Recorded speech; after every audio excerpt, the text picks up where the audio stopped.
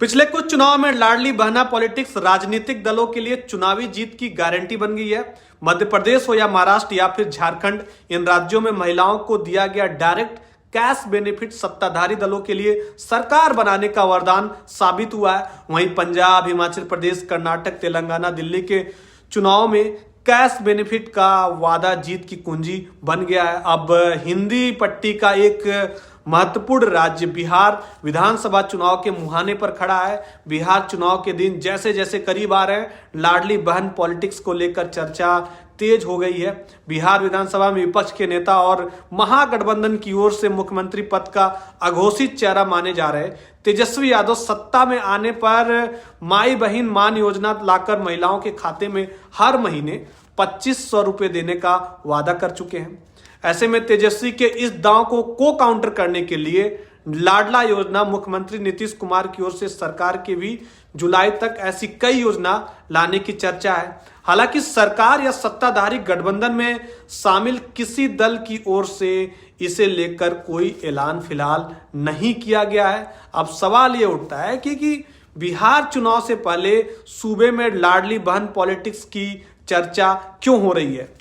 बिहार में लाडली पॉलिटिक्स की चर्चा के पीछे महिला मतदाताओं की तादाद और वोटिंग पैटर्न भी वजह है। 1 जनवरी 2025 को आधार मानकर चुनाव आयोग की ओर से जारी की गई मतदाता सूची में कुल मतदाताओं की तादाद बढ़कर 7 करोड़ 80 लाख पहुंच गई। महिला मतदाताओं की संख्या भी 3 करोड़ 72 लाख के करीब है।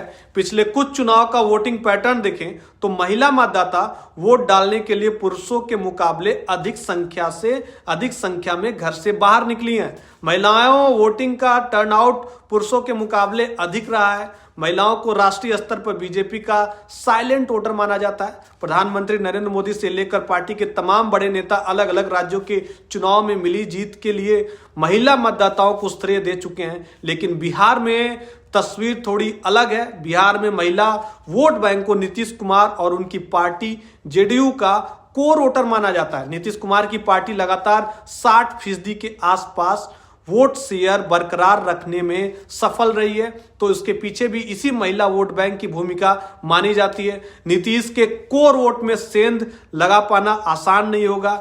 कैश बेनिफिट का दावा चुनावी राजनीति का सफल फार्मूला बनकर सामने आया है, लेकिन बिहार में देखना होगा कि यह कितना सफल हो पाता है।